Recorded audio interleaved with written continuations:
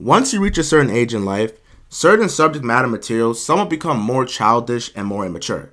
Now, what do I mean? How many ops you shot, how many people you killed, how many drugs you sold, how much women you've been with. Like, you're 50. Certain things getting played out and it doesn't really matter. Now, recently, Rollo fam Good and Boosie Badass, the Louisiana rapper, have been in a heated exchange after Rollo pretty much sneaked this Boosie when he made a statement. Now, Rollo was on Instagram Live, made a statement talking about he doesn't want to be like one of those old rappers who have to tour and do shows when they're 40 and 50 years old because rap is their only stream of income. I'm focused on signing artists and being a CEO of a label. Like, I'm going to get old one day. I ain't trying to be on stage like Boosie rapping when he 40, 50 years old. I ain't trying to be doing that. I want to pull up like Birdman with my artists, or pull up like QCP with my artists, or you know, the other side. You know, now, that was a very good point made, which I will agree with. However, this tone and delivery made it seem like he was throwing shots at Boosie. Now, a lot of rappers over the age of 40 and 50 have been doing multiple tours, such as Jay-Z, 50 Cent, and 50 Cent actually had his final lap tour last year that grossed over $100 million. So there's nothing wrong with doing rap tours at the age of 40 and 50 if you have a low audience. But here's what really got people upset. And I feel like, you know, Rollo 267 could have done a bit better if he didn't really have this approach. If he said that I want to have more ownership like rappers like Birdman who own Drake, Lil Wayne, and Nicki Minaj, that would have been more appreciated and respected because, hey, he's saying, I want to be a boss, I want to be a label owner. I don't want to be like these artists who are pretty much slaves to the label, which is what he insinuated. Now, this will be the clip that pretty much kickstarted it all and got Boosie Badass, you know he don't play, on a heated hot spree. I'm focused on signing artists and being a CEO of a label. Like, I'm going to get old one day. I ain't trying to be on stage like Boosie rapping when he 40, 50 years old. I ain't trying to be doing that. I want to pull up like Birdman with my artists, or pull up like QCP with my artists, or you know, the other side. You know, all them old, you know, say their name.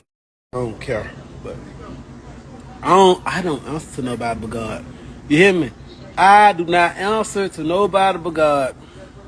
So this tongue right here, this shit might say some shit that you probably just be like, oh trip. I don't answer nobody but God. This was very much an unnecessary slight towards Boosie. I truly feel like he could have delivered this point without name dropping Boosie. And it's funny that he name dropped Boosie because Boosie has been getting big money. Sure, he's not the #1 streaming artist or he's not getting #1s on Billboard placement, but his loyal Louisiana, like if you were to look at certain interviews or people who are brought up in the South, people from the Texas, the Louisianas, the Georgias, the South Carolinas, Alabamas, Mississippis, they have Boosie on the same level of Jay-Z and Hov, which is the same person, because of his Set This Bitch Off, his how many records that he's really had that really rocked that Southern core and that audience.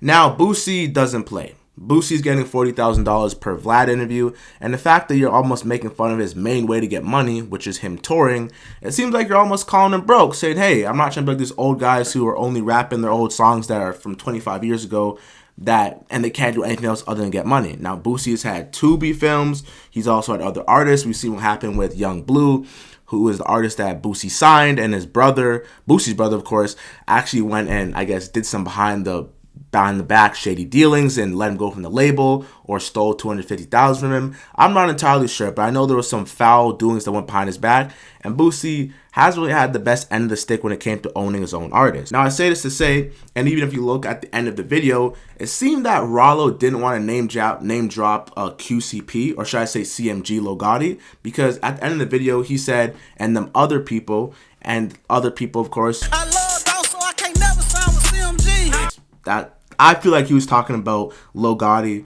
or should I say Yo Gotti, who has his record label with Moneybagg Yo, 42 Doug, Mozzie, Glorilla, that whole CMG, that music, that Merzik label that they have out in Memphis. And he knows that they're doing big numbers. Now, he would actually put out this other video to pretty much double down on what he said, as he believes what he said was true, and he just wasn't biting his tongue for anybody. How in the hell you gonna get mad at me because I said I ain't want to be of a certain age on stage rapping? I ain't say nothing was wrong with the goats going on motherfucking stage rapping and doing their motherfucking thing. I just personally don't want to do it.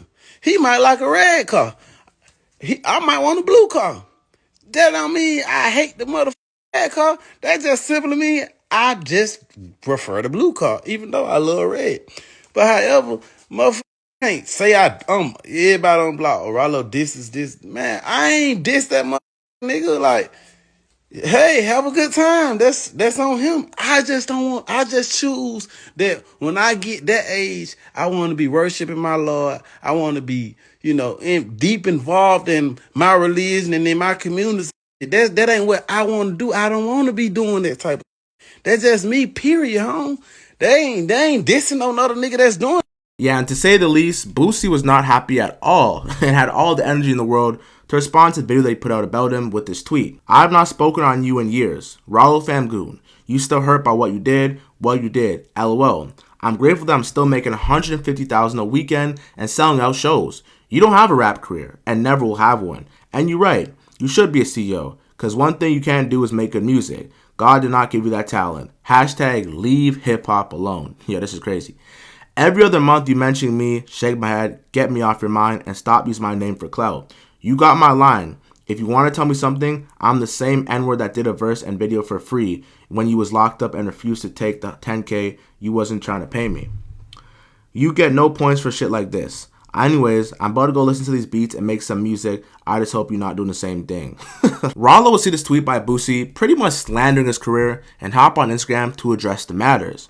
Auntie Boo Boo, I love you, and maybe we can sit down and drink us Colt 45s and talk.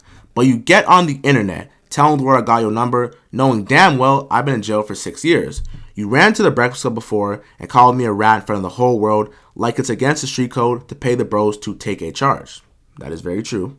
You need to pay the security to take that gun charge for you, like I tried to do, or maybe that's a snitch move, huh? I ain't dissing you, babe. I'm just loving you publicly. Us nephews get like that when we miss our favorite aunts and uncles. So what we gonna do is have a sit down, or we just gonna eventually go to war. I'll pull up whenever with all my paperwork, just tell me. Now, we know Boosie has a zero tolerance for ratting and snitching at all. And we saw what happened with him and T.I. when it came out that T.I. allegedly told on his dead cousins a couple years ago to get out of guns being in his car when he was pulled over by the police. Now, the snitching label that was put on Rollo that Boosie never felt good about because that was his friend came from a paperwork that came out in May of 2024 that says that specific information that Mr. Davis, aka Rollo, supposedly gave in the June 6th proffer against other persons and other alleged transactions and other alleged crimes. So they're saying that for Rollo to get a shorter sentence, that he allegedly took a proffer agreement, which is when you can say a bunch of stuff about a certain person on one set day, and even if it involves you, you can't be charged for the crime. Similar to what happened to Keefe D, who is the person who was pretty much the only living suspect involved in the Tupac murder as of today, and he went on record and gave a proffer agreement saying that he gave the gun to his nephew Orlando Brown in the backseat, and he shot and killed Tupac, and he told that story on the one day, which exempted him from immunity. However, he kept retelling the story, so he got arrested for a murder, and that's a whole different story.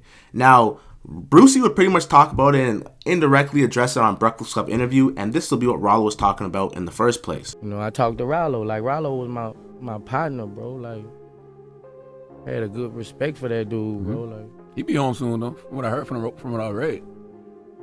I don't know. Look like he talking. You know what I'm saying? So I was looking at that bro. I'm like, oh no, I thought they said that wasn't. They said that wasn't true. I don't know. Yeah. I don't know. I just from the situation, like I told him, bro, I with you, but can't with you. Oh, you spoke to him and told him that? Yeah, I texted. Damn. DM'd him. And what'd he say? He said I'm looking at it the wrong way, and you know, like that, cause that hurt me with Rollo, cause you know I with dude, bro. I told him, I don't know who you think you talking to, bro. But I feel like I done lost another partner. What is snitching nowadays though? Now, as soon as Rollo got out of prison, he would pretty much make it his priority to sit down with Sean Cotton, the owner of Say Cheese, and debunk this rumor. And he would speak on the craziest things that he heard about himself in jail and what really irked him, with primarily it being the snitching allegation, because he did all this time for still to be called a snitch. It's like, why didn't he tell him the first day? This news you got while you were locked up. The craziest news I ever got while I was locked up was a nigga called me a rat. I couldn't escape no shit like that.